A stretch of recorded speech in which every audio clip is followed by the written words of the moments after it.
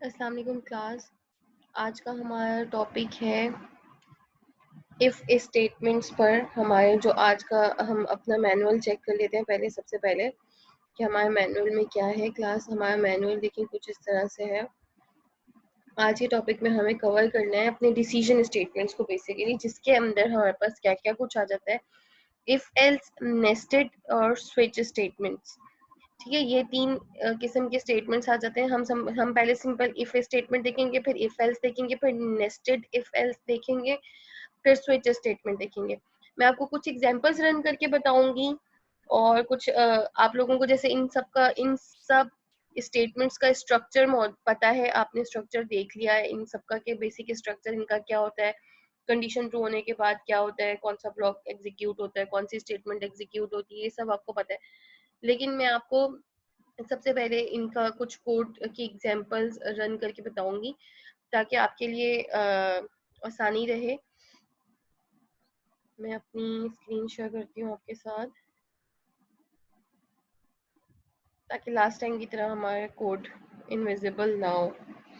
Class में वापस आपको प्रोजेक्ट ओपन करना बताऊंगी। न्यू प्रोजेक्ट पे हम गए और मैंने इसी तरह से सैम्पल कोड, न्यू प्रोजेक्ट पे गए, विंडोज कंसोल एप्लीकेशंस पे गए, हमने अपना नेम दे दिया, लेट्स सपोज लैब नंबर 4 दे दिया हमने।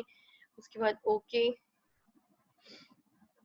फिर वापस हम नेक्स्ट पे गए, एम्प्टी प्रोजेक्ट सेलेक्ट किया and then we finished it.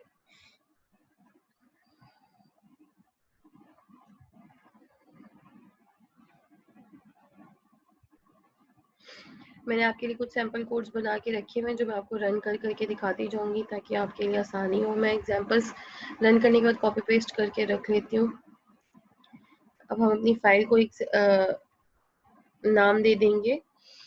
अच्छा, हम नाम दे देते हैं यहाँ पर अपनी फाइल को, लेट्स सपोज इफ स्टेटमेंट। अच्छा क्लास, मैंने आप लोगों के कुछ एरर्स देखे थे। आप लोगों ने क्या किया था कि आप लोग सोर्स फाइल्स में जब अपनी फाइल्स को ऐड कराते जा रहे हो और ऐड कराने के बाद आप क्या करते हो, वापस उसे रन करते हो तो आपके पास एक एरर आता है।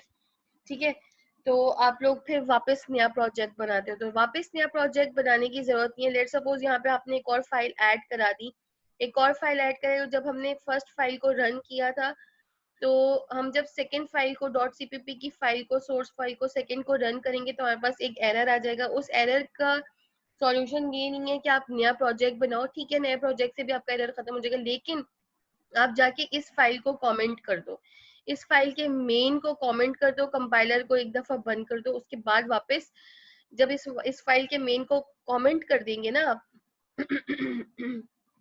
सॉरी, तो जब आप न्यू सीपीपी फाइल जो ऐड कराई होगी आपने और उसके मेन को रन करेंगे तो आपके पास वो एरर नहीं आएगा। ठीक है, आई होप आप लोगों को क्लियर हो गया। सबसे पहले हम एक सिंपल मेन प्रोग्राम, हम सिंपल इफ का प्रोग्राम देख लेते हैं कि इफ स्टेटमेंट कैसे रन करते हैं और इफ स्टेटमेंट को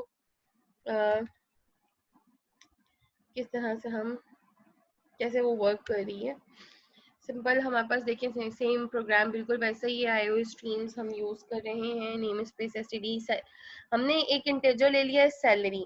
हम ये कह रहे हैं कि अगर सैलरी ग्रेटर देन 10,000 है तो हमारे पास क्या प्रिंट आ जाए, मैसेज प्रिंट हो जाए, यू आर मैनेजर। और अगर सैलरी ये नहीं है तो हमारे पास इस वक्त सिंपल इफ लिया हुआ है, तो हमारे पास इफ के बाद एल्स कोई स्टेटमेंट नहीं है। ठीक है, हमने सिंपल इफ की स्टेटमेंट को देखा है कि इफ स्टेटमेंट हमारी रन करी है कि नहीं करी। ये मैंने इसलिए आपको cout I am not in the if statement करा दिया ताकि आपको आसानी हो, आपको पता चलता रहे कि अभी आपका कर्सर कहाँ पर, अभी आपका, आप कहाँ तक आपका प्रोग्राम क्या कर रहा है, कहाँ पर है आपका प्रोग्राम। ये मैंने सिर्फ आपकी अंडरस्टैंडिंग के लिए प्रिंट करवाया है इफ स्टेटमेंट के बाहर, ताकि आपको इफ और इफ एल्स में डिफरेंस पता चल जाए। इफ एंटर द सैलरी, अब लेट सपोज हमने 10,000 का रेंज दिया था तो मैं आप लोगों को दे देती हूँ। मुझे पहले चेक कर लेते हैं कि आपके साथ मेरी स्क्रीन शेयर है।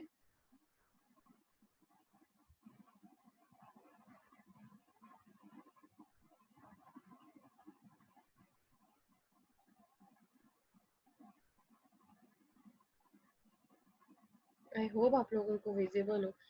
एंटर द सैलरी, अब मैंने सैलरी एंटर कर दी, लेट सपोज 5,000। तो क्या होगा, आई am not in the if statement. ठीक है, वो जो इफ स्टेटमेंट के बाहर का हमारा एक स्टेटमेंट था वो हमारे पास एग्जीक्यूट होकर आ गया, ठीक है।